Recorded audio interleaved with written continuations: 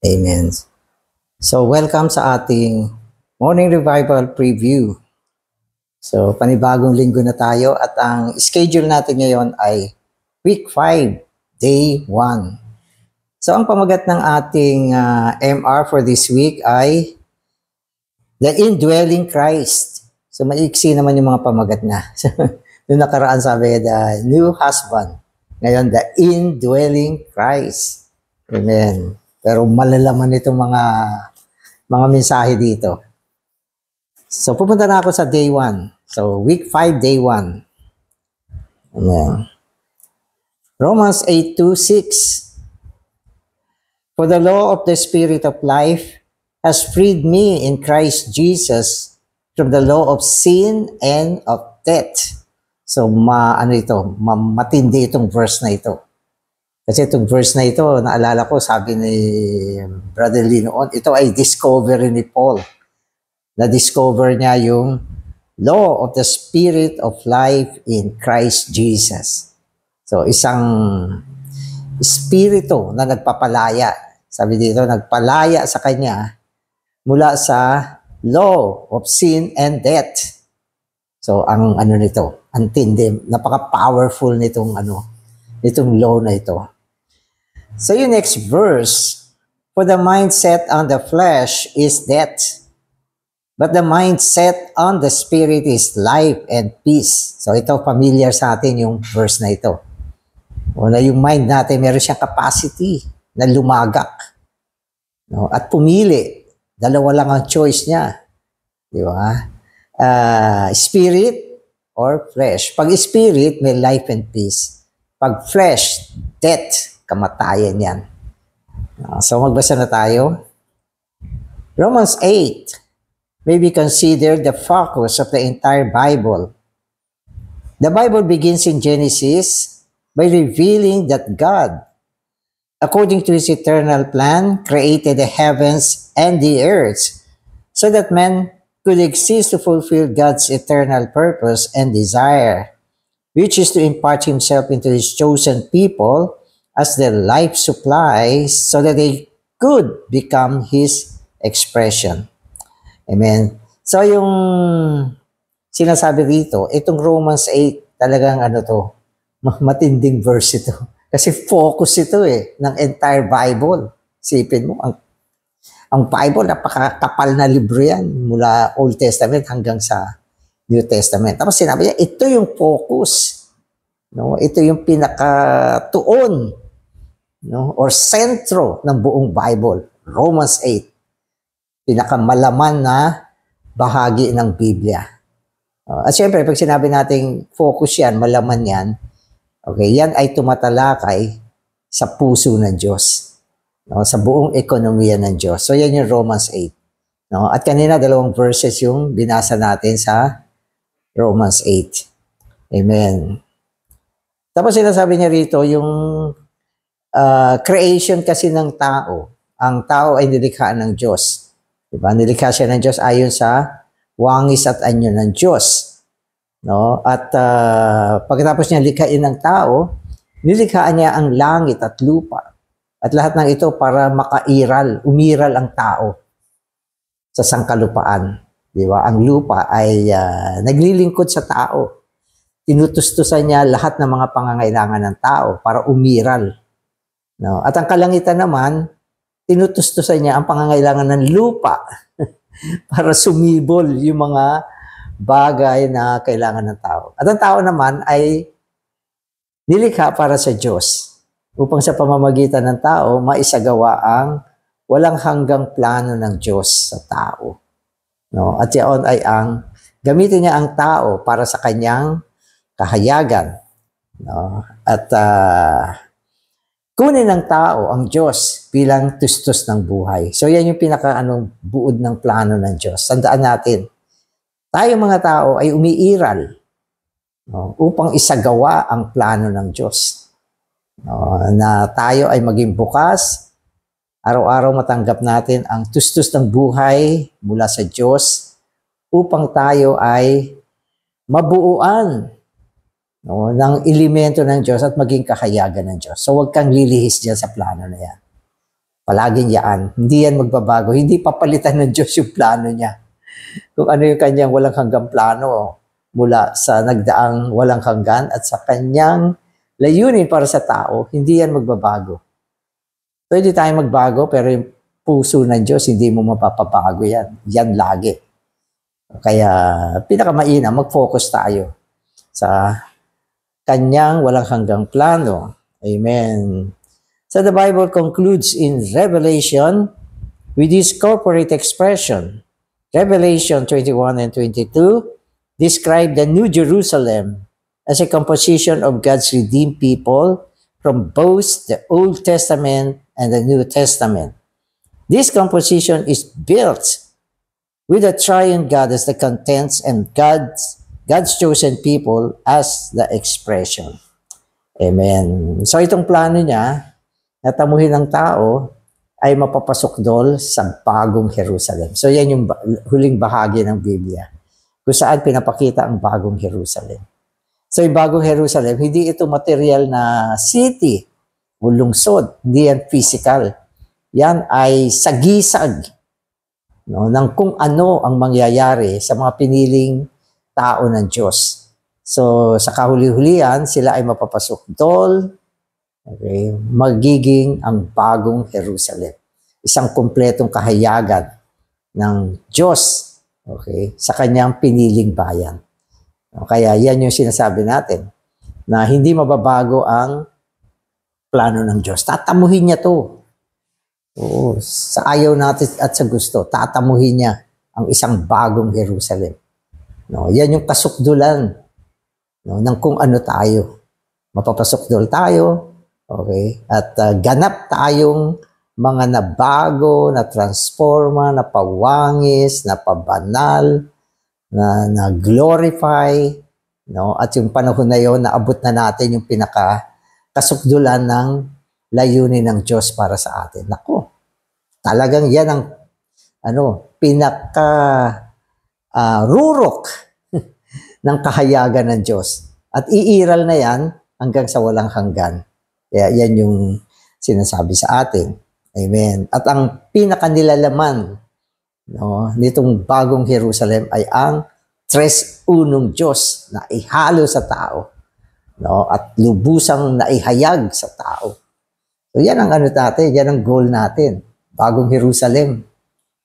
So siyempre sa ngayon, hindi pa tayo bagong Jerusalem, pero on the way tayo sa pagiging ang bagong Jerusalem. Amen. So, see you in the New Jerusalem. Amen. The New Jerusalem thus fulfills God's eternal purpose. Between these two ends of the Bible are Paul's epistles, which complete the divine revelation. Romans 8 is the focus of the entire revelation of God. Amen. So, yung Biblia, merong simula, meron siyang tinatawag na conclusion. Nagsimula sa Genesis, na conclude sa Revelation. Pero sa kalagitnaan niyan, no, nandyan ang mga sulat ni Pablo, yung mga epistles, I think 14 epistles, na ang mga sulat ni Pablo ay upang kompletohin ang pahayag ng Diyos sa kanyang kasulatan. At ang focus niyan ay ang Romans 8. Amen. Kaya mag-focus tayo sa Romans 8. Anuhin natin to, i-constitute natin sa ating sarili itong Romans 8. Kasi yan ang focus ng divine revelation o buong Biblia. So today's reading na ako. The law of the Spirit of life is the subject of Romans 8. So maganda to.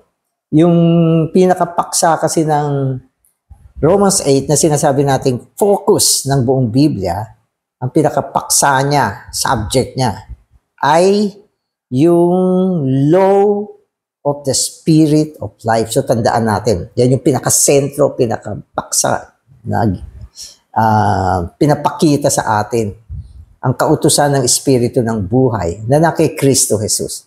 So, siyempre, madalas natin gamitin yung term na Espiritu, no? Na halimbawa ang tres unong Diyos dumaan sa mga proseso. Nagkatawang tao, nabuhay bilang tao, napako sa krus, nabuhay na muli, no? Umakyat sa sangkalangitan at naging espiritong nagbibigay ng buhay. So espiritu na siya. No? At sa Biblia sinasabi siya yung espiritu na napasok doon. Ungguento, kumpleto ang ingredients. At yun ay yung pinaka ultimo kahayagan ng tres unong Diyos sa huling kapanahunan. Espiritu na siya. Okay. Pero itong espiritu na ito, dinagdagan ng isang term, no? Para maipaliwanag sa atin kung ano siya at ano ang kaya niyang gawin. So dinagdag natin yung salitang the law of the spirit of life. Ang espiritu ay spirit of life palagi yan. Buhay kasi yan eh. Pero yung law, si Paul lang ang gumamit nito. Nakita niya itong espiritu is a law. No? Yung law kasi rito na ginagamit natin,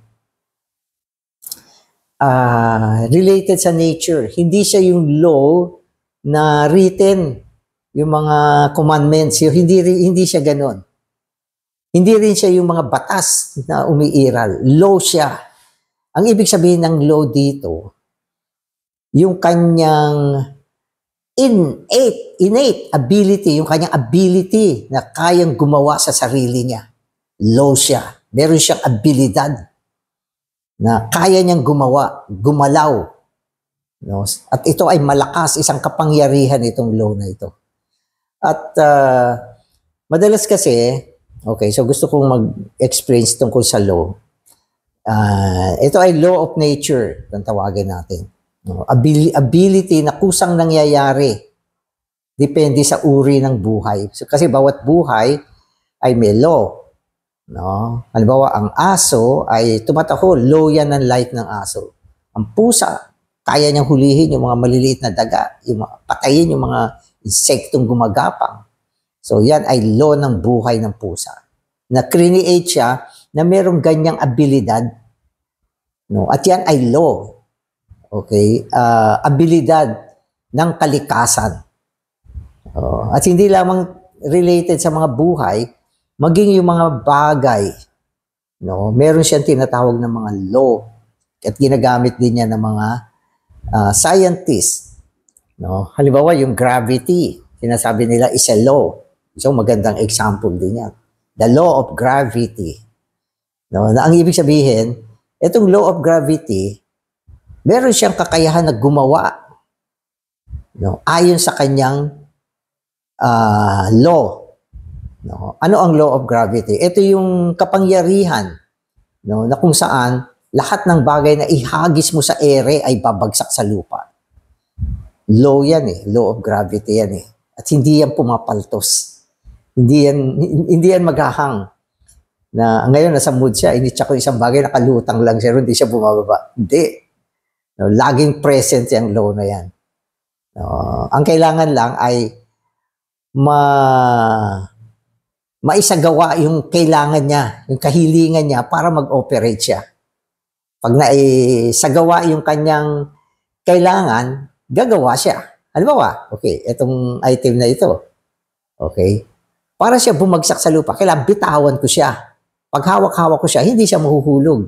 So, yun yung requirements niya. Bitawan mo. Pag binitawan ko yan, laglag yan. So, hindi ko na kailangan utusan yan. Gagawin niya yan kasi it's a law. So, yan yung abilidad ng gravity. No? So, kailangan ma-fulfill mo o matupad mo yung kahilingan niya para gumawa siya. That is a law. Malakas yan. Law of gravity.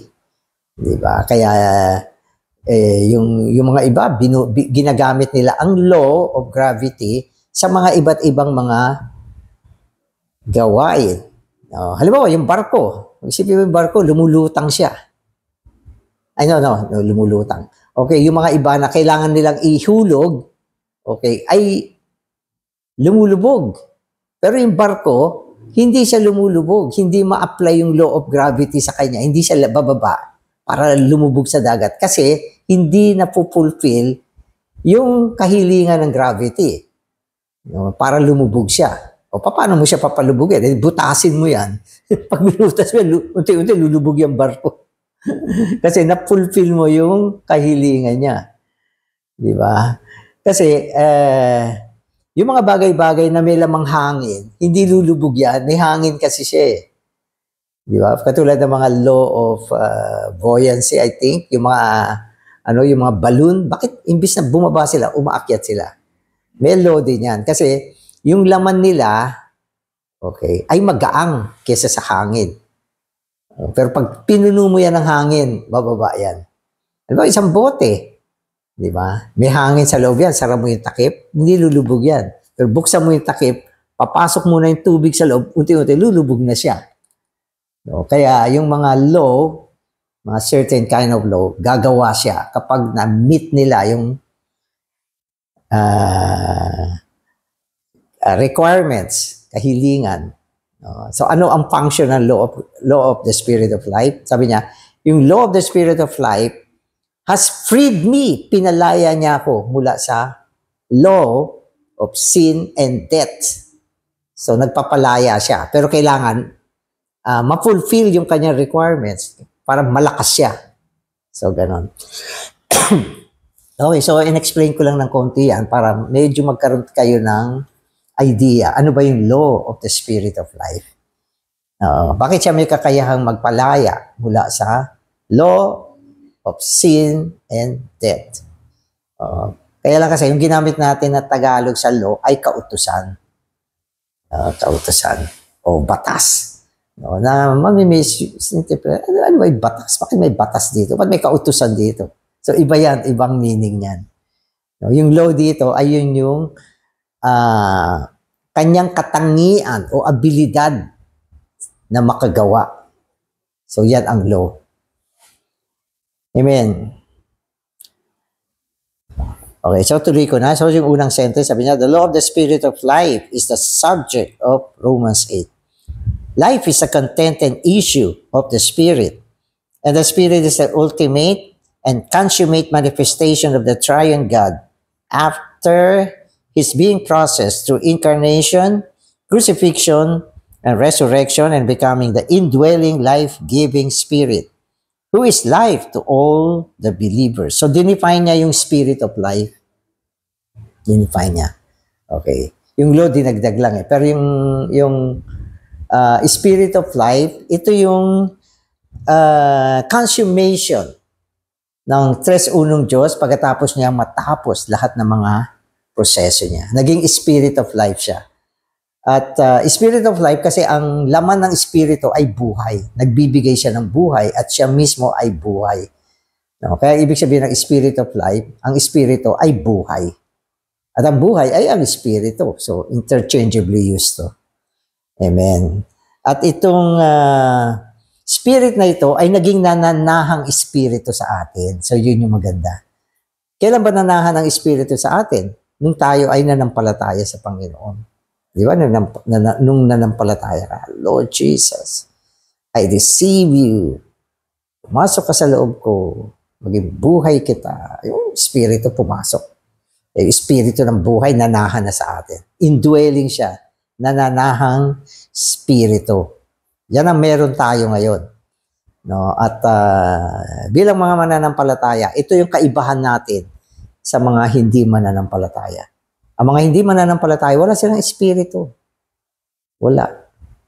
Ang mananampalataya, merong espiritu ni Kristo. So yan ang kaibahan. So ano meron tayo? Espiritu ni Kristo. Ang espiritong nagbibigay buhay. Ang espiritu ng buhay. Amen. The law that has freed us from the law of sin, which is of Satan, who dwells in the members of our fallen body, is of this spirit of life. Amen. This law of the Spirit of life is the spontaneous power of the Spirit of life. Such a spontaneous law works automatically under the condition that fulfill its requirements. Amen. So, dinefine niya yung law of sin ay si Satanas mismo. Nakapasok din yan sa loob ng tao. Kailan? Nung ang tao ay natisod. Nung natisod ang tao, pumasok sa kanya ang law of sin, kautusan ng kasalanan. No, yun naman yung nature ng kasalanan na isang law din na kuminsan ayaw mo mang magkasala dahil law siya. Malakas siya. Gumagawa siya para magkasala tayo. Para ibulid tayo sa mga kasalanan. Kasi nadala rin yan tungo sa loob ng tao sa panahon ng pagkatisod. Gusto mo ba magkasala? Mis ayaw naman natin. Ayaw natin magkasala. Pero dahil low siya, no, habang ayaw mo magkasala, lalo ka nagkakasala. Nag-ooperate kasi siya. Especially kung na-fulfill din yung requirements ng law na to. Pag na-fulfill yung requirements niya, boom, mag-cooperate din siya. Malakas din siya. Di ba? Halimbawa, yung verse kanina na binanggit sa atin. Set your mind on the spirit. Yung isa naman, if you set your mind on the flesh, okay, it's death. So, ano ba yung requirements para mag-operate yung law of sin? Set your mind on the flesh. Once you set your mind on the flesh, mag-ooperate yung sin. Power ng sin, gumagawa sa loob natin. Daming mapakadilim ng ating pagkatao. Dali maggalit, nagsiselos, nag-iisip ng mga bagay ng kasalanan, ng mga karumihan, ayun, tuloy-tuloy. Kasi yung mind nakaset sa flesh eh. Kaya yung law of sin sa loob, gumagawa naman siya. At ang resulta niya ay kamatayan. Ang ibig sabihin ng kamatayan, mga negatibong bagay na nangyayari sa buhay natin. Unang-una na, wala kang puso sa Diyos, malamig ang iyong pag-ibig sa Panginoon. Wala kang gana mag-meeting, wala kang gana magbasa, mag-pursue.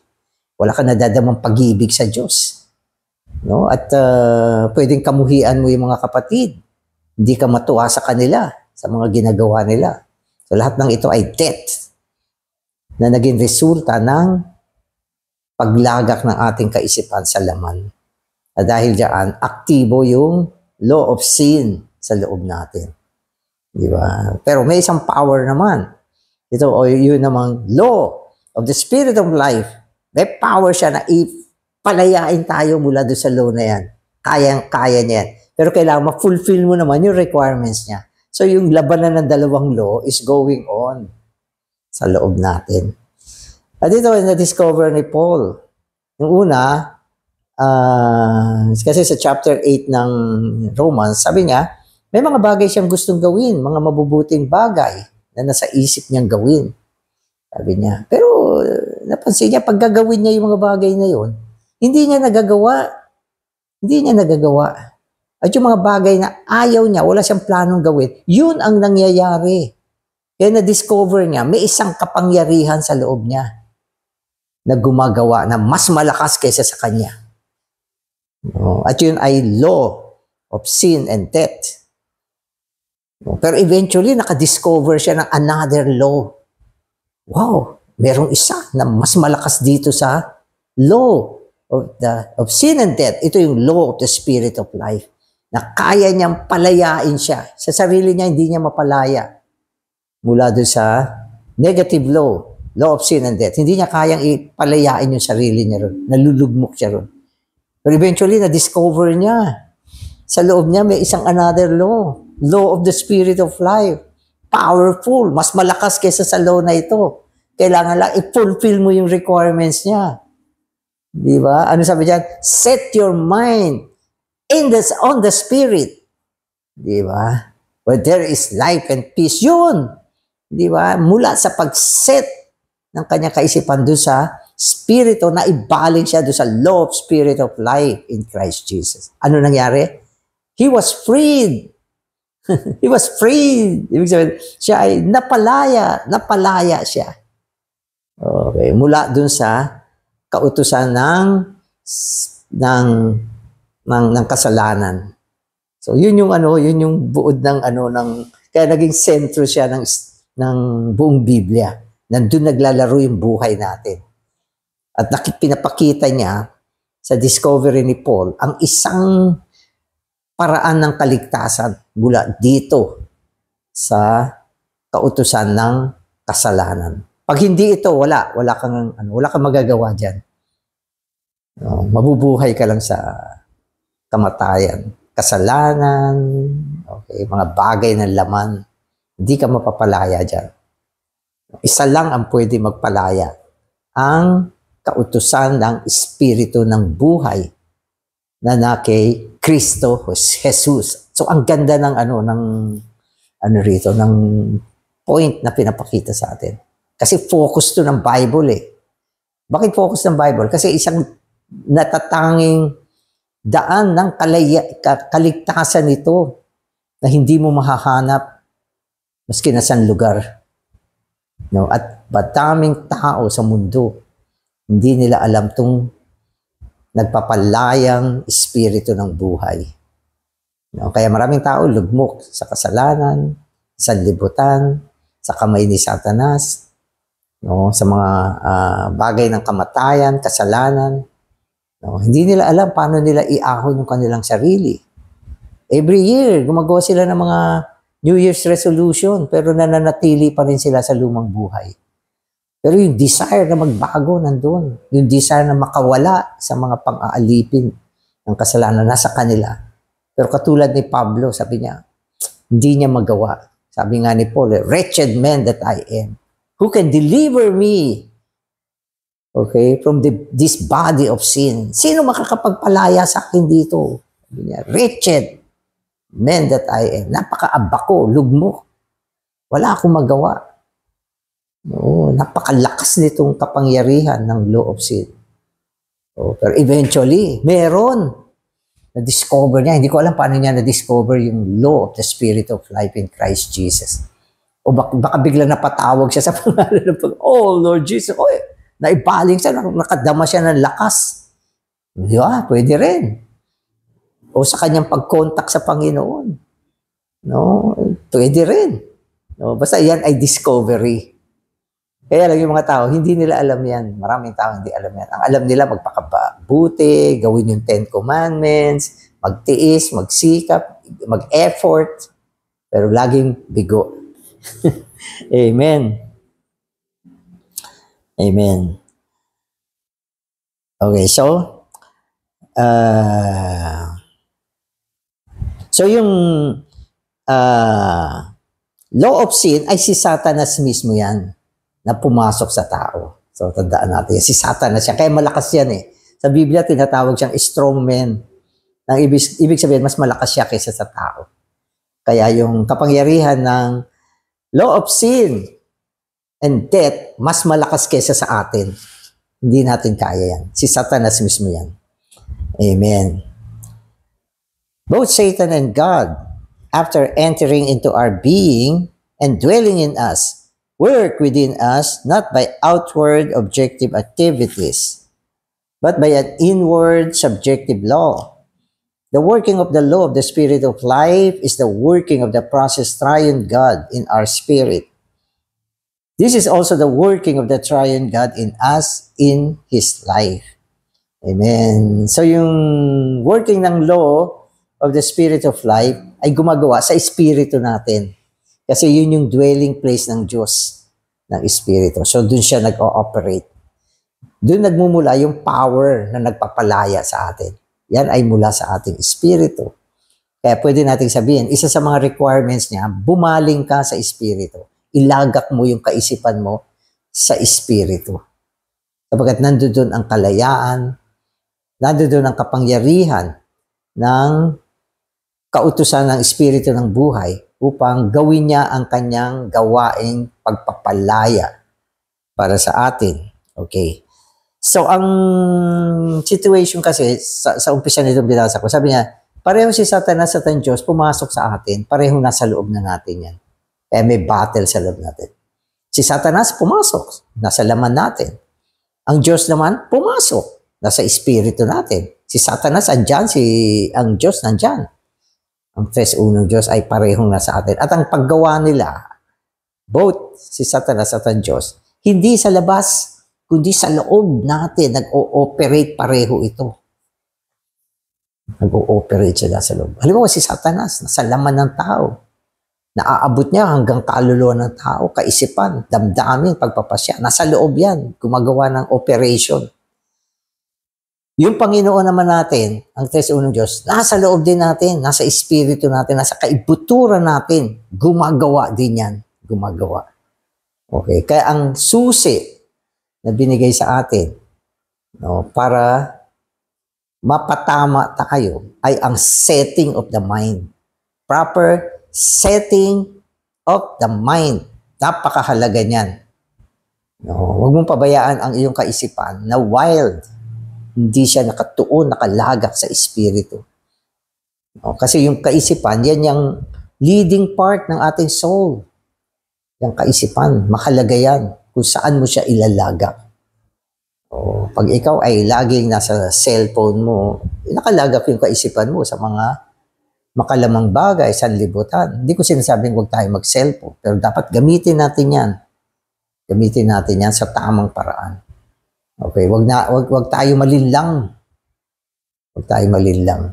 Kailangan i-fulfill natin, tuparin natin yung kahilingan ng kautusan ng buhay na kay Kristo Jesus upang yung kapangyarihan ng kautusan na ito ng buhay ay makagawa sa ating buong katauhan. Gumawa siya ng pagpapalaya.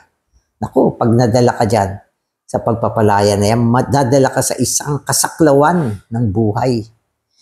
Ay, ramdam na ramdam mo, nakalaya ako. Nakakadama ka ng kabaguhan ng buhay. Nakakadama ka ng buhay na ang Diyos mismo. Nakakadama ka ng kasiyahan na galing sa Diyos. Nakakahinga ka ng paghinga na galing sa Diyos. Napalaya ka mula sa mga kamatayang bagay. At yan ay ang kaligtasan na hinanda ng Panginoon sa atin ngayon. Buhay pa tayo, nabubuhay tayo dito sa mundo ngayon. Kailangan natin mabuhay. Kailangan natin umiral. Di ba? Ang pamilya natin, kailangan ng isang buhay pampamilya na dapat isagawa. Okay, sa kasaklawan ng espiritu ng buhay. Naghahanap buhay ka ba? Nag-church life ka? Naglilingkod ka sa Panginoon? So, kailangan natin lahat gawin yan. Saan mo siya gagawin? Gagawin natin ito sa prinsipyo na kung saan ang ating kaisipan ay nakalagak sa espiritu. Laging kumakaugnay sa Panginoong Jesus. O ito, gusto mo ba to? Panginoon, ikaw ang focus ko. No, ikaw lang ang tama. Maski ako, magkakamali ako, ikaw lang ang tama. So, parang isang landas, isang kasaklawan, okay, ng espiritu ng buhay. No, at itong espiritu ng buhay ay isang kautusan o batas ng kalikasan ng espiritu ng buhay. Naggagawa siya palagi. Hindi ka mahuhulog sa kamay ng masamang isa. No, so, malakas ang Panginoon. Bagamat si Satan na sinatawag na malakas na tao. Pero ang Panginoon, makapangyarihan, malakas, may autoridad. No, kaya focus siya ng Biblia. Diba? Tama naman. So, nung sinabi niya, ito yung focus ng Biblia. Tama naman. Kung hindi mo nakita kasi ito, maliligaw ka. Kaya napakaganda nitong MR natin ngayon. Ito yung pinapakita. Amen. So in verse 2, law, the spirit and life are in contrast to law, sin, and death. The two laws are in opposition to each other. So dalawang law siya. Magkasalungat sila. At sila ay hindi magkalaban sila. In opposition, magkatunggali. Ang dalawang law ay magkatunggali. Hindi sila pwedeng pag-isahin. Diba? Yung isa ay law of sin, yung isa ay law of life, of spirit and life. So kaya, yung law na to, ito yung nagbabanggaan. No? Ang law kasi, hindi mo kaya sa sarili mo. Ang natural na buhay natin, hindi pwedeng lumaban sa law. Matatalo tayo. Ang kailangan niya is another law para makonquer siya. Ano, ang law of gravity, law yan eh. Paano mo kakalabanin? O, itong bagay na ito, magaang lang to. Hahawakan ko siya. Matutulog ako, gusto ko hawak ko to. Maya malakas siya, babagsak din siya. Kung di man siya bumagsak after 1 hour, in 2 hours, pababa na siya. 3 hours, hindi siya aabot bukas. Bagsak na siya. So, yan yung life natin. Pag ginamit mo yung effort mo para banggain itong law of sin, mararamdaman mo, talo ka sa kanya. Sabi mo, huwag ka magagalit. Hindi ako magagalit. O, tingnan natin. Tingnan natin. Gaano ka tatagal. So, hindi ka mananalo dyan. Subalit, kung ang in-apply natin ay law of spirit of life, magagapi natin ang ating mga kahinaan. Amen. So, yan yung kailangan makita natin. Amen. Okay. The two laws are in opposition to each other. The spirit is in opposition to sin, and life is in opposition to death. In chapter 5, grace, which is God embodied in us, is in opposition to sin, which is Satan embodied in us. So sin is Satan embodied in us. Grace is God embodied in us. Ang ibig sabihin ng embodied, nasa loob natin, na isa katawan sa atin. Naging bahagi na natin yan. No, yung sin, naging bahagi natin. Yung life, meron din tayo. Okay? Ang Diyos ay naging bahagi natin. Si Satanas naging bahagi din natin. Kaya naging embodied sa atin itong mga bagay na ito. Kaya nagkakaroon ng labanan sa loob natin. Pero kailangan matalino ka at alam mo ang daan ng tagumpay. Kaya kailangan natin ng salita para maituro sa atin ang daan ng tagumpay. Amen. So in chapter 8, the Spirit, who is God living in us, is in opposition to sin. Thus the grace in chapter 5 is the Spirit in chapter 8, the very God embodied in us as grace, living and acting in us. Okay, so yung Spirit of life, hindi lang siya law na malakas, grace din siya. At sa Corinthians, sabi yung grace is the power of God. No? Kasi sa pananaw ko, para sa ating deliverance o kaligtasan, kailangan natin ng dalawang bagay. Unang-una, separation from the evil one. Maihiwalay tayo mula sa masamang isa. At ito ay ginagawa ng law of the Spirit of life. Pinapahinihiwalay niya tayo, pinapalaya niya tayo. At yung isa naman ay grace. Ito naman ay kapangyarihan ng Diyos. Kapangyarihan naman niya upang meron tayong lakas sa pamamagitan ng buhay, espiritu ng buhay, na daigin ang mga negatibong bagay. Para daigin mo siya. Alam mo, yung pagkabalisa, kahinaan yan. Balisa ka. Meron kang takot, meron kang nervyos, meron kang alalahanin, meron kang mga anxiety sa buhay. Baka naisip mo, mawala na ito sa akin, mawala na yan, magkasakit ako.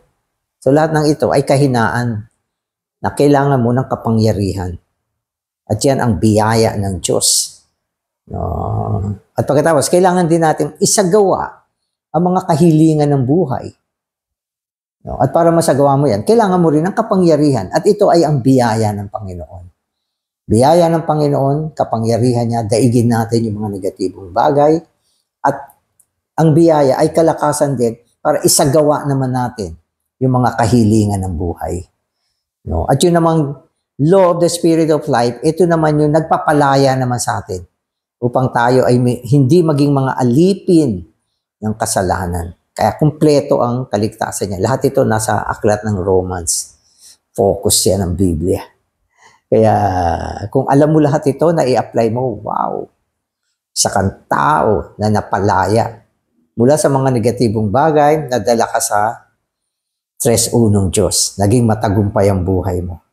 Punong-puno ng kasaganaan, kapangyarihan, at syempre, makakalakad ka sa landas ng Panginoon, ang kabaguhan ng buhay. Makakapaglingkod ka sa kabaguhan ng Espiritu. Magagawa mo lahat ng mga spiritual na bagay. Amen.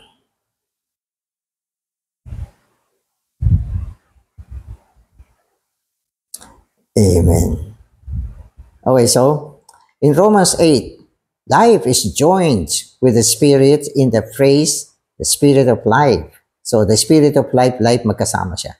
Showing that everything regarding life in the preceding chapters is included in the Spirit in this chapter. Life belongs to the Spirit, and the Spirit is of life. These two are actually one. The way to experience the divine, eternal, uncreated life is by the Spirit of life. So gusto mo bang pumasok sa karanasan ng buhay, divine life, uncreated life, buhay ng Diyos? Gusto mo mapasukan yan? Ito ay mangyayari sa pamamagitan ng Espiritu. So ang Espiritu ang application ng buhay. So, para maranasan mong buhay, pumaling ka sa Espiritu. Amen. The spiritual life revealed in Romans 8 is fourfold.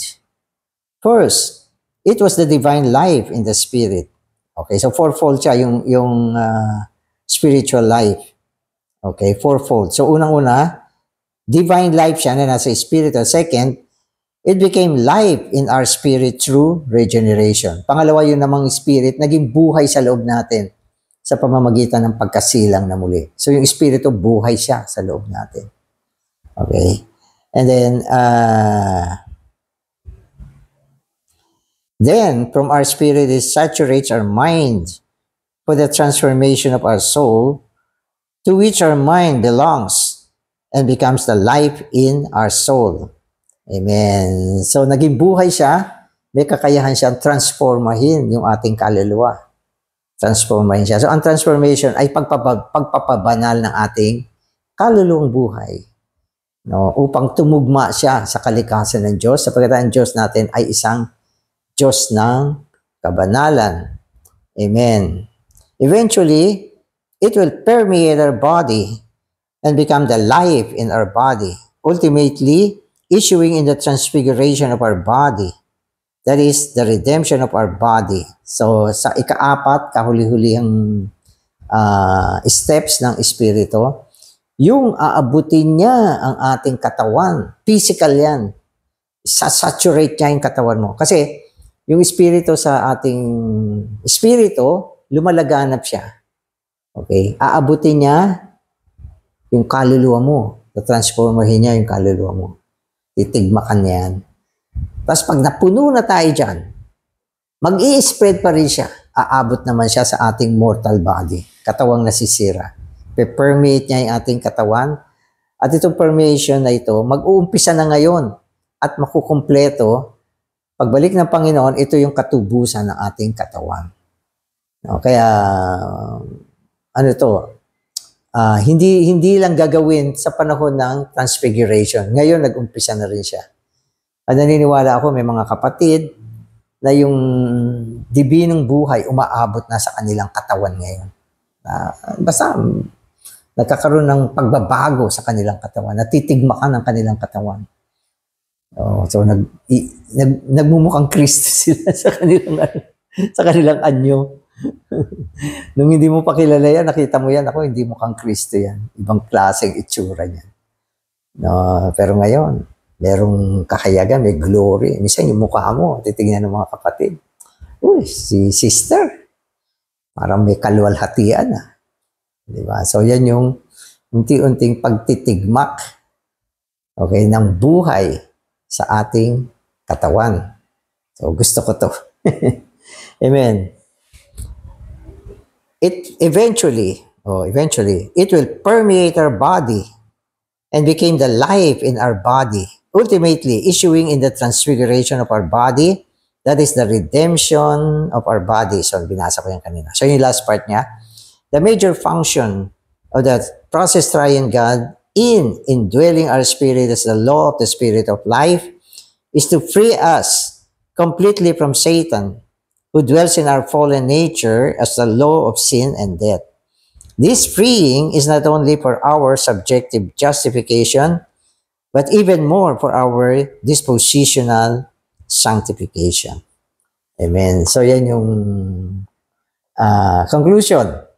Freeing us from the law of sin and death, who is Satan himself. No? At mula dyan, gagawa siya ng transformation sa buhay natin.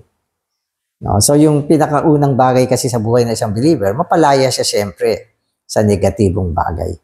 At kapag siya ay napalaya, Sa sin and death, then positively gagawa yung Espiritu. Kasi supply siya eh. Yung Espiritu is life supply. Kaya kung tawagin siya ay life-giving Spirit. Life giver siya. Ang pinaka-function ng Espiritu ay magbigay ng buhay. Tusmustos ng buhay. Dalhin tayo sa kasaklawan ng buhay. Yan ang gawain ng Espiritu ngayon. No, at kailangan makipag-cooperate tayo sa Espiritu.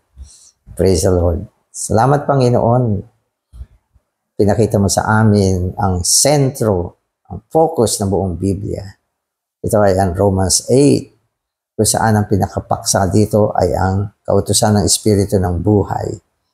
Panginoon, nawa itong kautusan ng Espiritu ng buhay, kami ay makipag-cooperate kung ano man ang mga kondisyon upang siya ay makagawa sa buhay namin, malaman din namin at maisagawa namin. Upang ang pagpapalaya sa amin mula sa kautusan ng kasalanan at kamatayan ay maging tuloy-tuloy sa araw-araw naming pamumuhay. Salamat, Panginoon. Amen.